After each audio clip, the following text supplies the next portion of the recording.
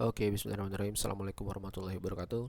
Selamat datang kembali di Conversation, sebuah podcast tentang e-commerce bersama saya Willy Pujo Hidayat. Episode ke-17 ya. Episode kali ini tidak akan panjang lebar. Saya akan memberitakan beberapa berita yang cukup menarik perhatian dunia e-commerce. Ya. Dan sebagai host dari podcast e-commerce kayaknya saya agak nggak lengkap nih kalau nggak nginfoin berita-berita ini. Oke, kita mulai aja. Yang pertama yaitu dari berita cukup sedih dari layanan. Saya kenal layanan ini cukup lama ya, dari 2000, mungkin somewhere di 2017, 2018, 2017 kalau nggak salah sih. Namanya Tokotalk. Tokotalk ini adalah Tokotalk itu TOKOTALK ya, talk, ngobrol, tokonya ngobrol. Jadi Tokotalk ini menurut saya genius ya. Jadi dia bikin toko online itu berdasarkan based on chat.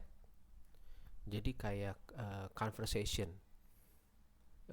sifatnya conversation. Ini seru banget sebetulnya.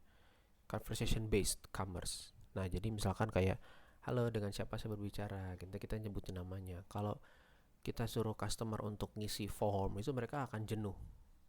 Tapi kalau kita ajak mereka dalam bentuk conversation, ini lebih menarik. Tokotalk ya. Dan ini saya baru dapat kabar kemarin di 28 Oktober 2022 mereka akan menutup layanannya.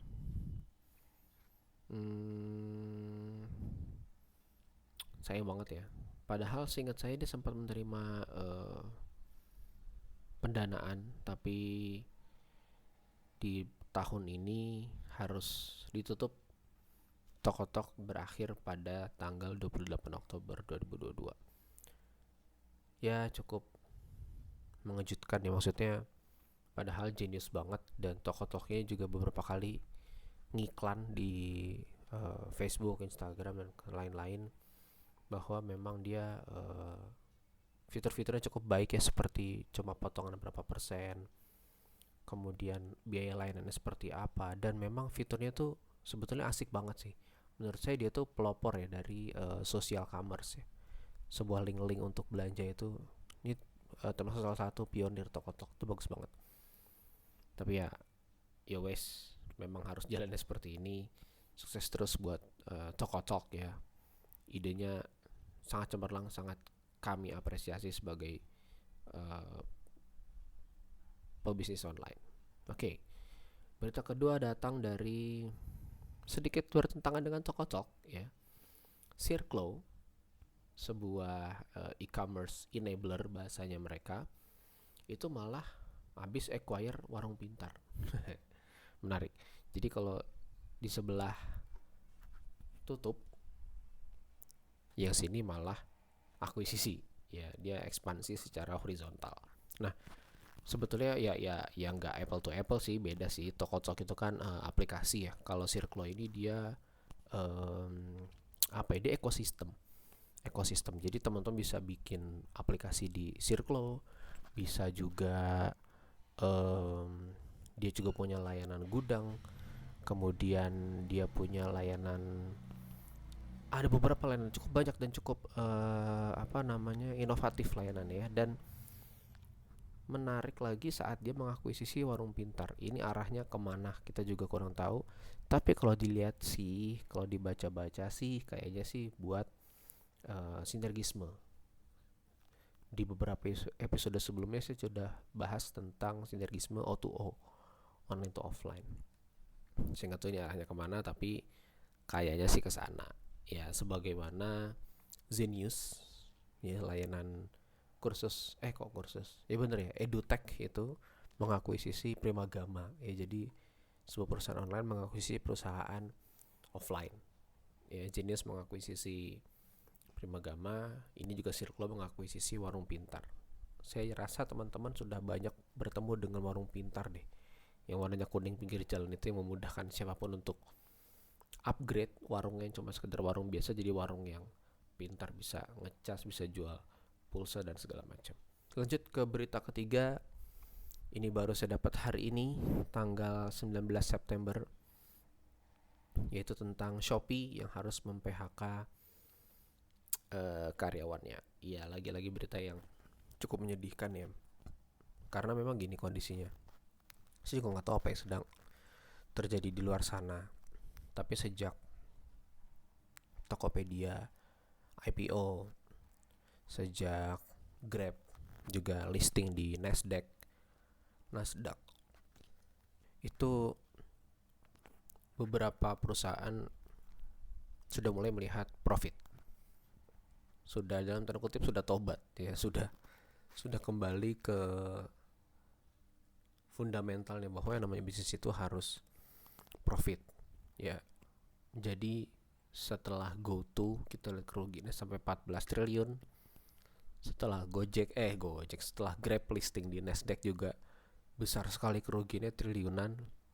Shopee yang belum IPO mungkin melihat ini sebagai sebuah kekacauan ya. Wah, gawat nih kalau gue IPO juga tapi konteksnya masih rugi juga, gawat nih. Atau mungkin memang trennya sudah seperti itu gitu, trennya udah nggak lagi zamannya jualan valuasi gitu ya, nggak tahu juga. Tapi ya memang harusnya bisnis itu seperti itu gitu loh. Yang kita banggakan itu yang bisa kita apa istilahnya, yang bisa kita glorifikasi itu adalah sebuah keuntungan. Bahkan omset itu oke lah, keuntungannya berapa, omset dulu lah nggak apa-apa. Tapi sekarang enggak, sekarang itu yang diglorifikasi malah valuasi, malah pendanaan investasi. Itu aneh menurut saya. Perusahaan ini menerima investasi sebesar sekian juta dolar. Saya pikir ini aplikasi apa? Kita aja nggak pernah pakai, nggak pernah tahu gitu, udah ujuk-ujuk dapat investasi. Ini nggak salah ya, maksudnya bukan underestimate, tapi lebih ke apa ya, dasar screeningnya, kemudian fundamental bisnisnya seperti apa, generate revenue-nya seperti apa gitu loh, profitnya seperti apa, bisnis modelnya seperti apa, itu seperti tersingkirkan gitu. Yang penting sekarang dapat valuasi dulu. Valuasi gue gede nih, dari jumlah user, dari jumlah gross merchant value dan segala macam. Itu dalam tanda kutip tidak sehat ya. Sekarang sudah balik lagi ke zamannya profit ya, saya rasa ya akhirnya mau nggak mau harus melakukan ini. Dan Shopee termasuk salah satu perusahaan yang mungkin terdampak dari pergeseran tren ini ya. Ini ada kutipan menarik dari Head of Public Affairs bahwa Shopee Indonesia harus melepas sejumlah karyawannya. Statementnya gini: kondisi ekonomi global menuntut kami untuk lebih cepat beradaptasi serta mengevaluasi prioritas bisnis. Saya ulangi ya, mengevaluasi prioritas bisnis agar bisa menjadi lebih efisien. Ini merupakan sebuah keputusan yang sulit. Jadi, lanjutannya. Perusahaan akan berfokus ke pertumbuhan bisnis yang mandiri serta berkelanjutan. Baca ya, highlight nih. Pertumbuhan bisnis yang mandiri serta berkelanjutan. Mandiri ini artinya mungkin sudah nggak ada lagi dana segar dari investasi yang masuk. Mungkin. Dan kami ingin memperkuat dan memastikan operasional perusahaan kami stabil di situasi ekonomi saat ini. Iya, memang kalau kita bicara ekonomi global ya, makro, itu memang ada sedikit guncangan ya. Inflasi juga di Amerika, yaitu ya the Fed, ada unsur-unsur the Fed di sana. Tapi seperti ada peperangan antara Ukraine dan Rusia, kemudian ya suku bunga di Amerika yang lagi gila-gilaan, memang ekonomi lagi agak dalam terkutip lagi agak beragajulan ya. Dan mungkin Shopee juga terdampak, sehingga mungkin para investor mulai menahan uangnya, sehingga Shopee dituntut untuk mandiri dan berkelanjutan. Jadi mereka berfokus pada pertumbuhan bisnis yang mandiri. Ya walaupun tetap dapat pesangon, tapi ya mungkin bisa jadi pelajaran ya buat siapapun yang mulai membuka bisnis, bahwa fokus itu harus jelas gitu. Fokusnya ini kemana? Fokusnya mencari profit. Ya udah. Atau bikin seperti game plan gitu loh. Setahun pertama nggak apa-apa lah, rugi lah, kita nyari leads dulu, kita cari customer base dulu, nggak apa rugi-rugi dikit. Tahun kedua kalau bisa sudah profit, tahun ketiga sudah profit gitu. Jadi skemanya seperti itu gitu loh. Cerita sedikit, kami juga di kantor di startup juga seperti itu. Tahun pertama rugi, tahun kedua rugi, tahun ketiga untung, tahun keempat rugi lagi, jatuh lagi ya. Ya seperti itu ya, harapannya sih tahun ini kayaknya udah positif ya, alhamdulillah, insyaallah. Dan ya lagi, fokusnya harus jelas gitu, mau kemana, revenue streamnya seperti apa, eh, apakah ideal atau tidak, ya itu dipertimbangkan kembali. Dan ya harus disayangkan ya, Shopee mem-PHK banyak karyawan.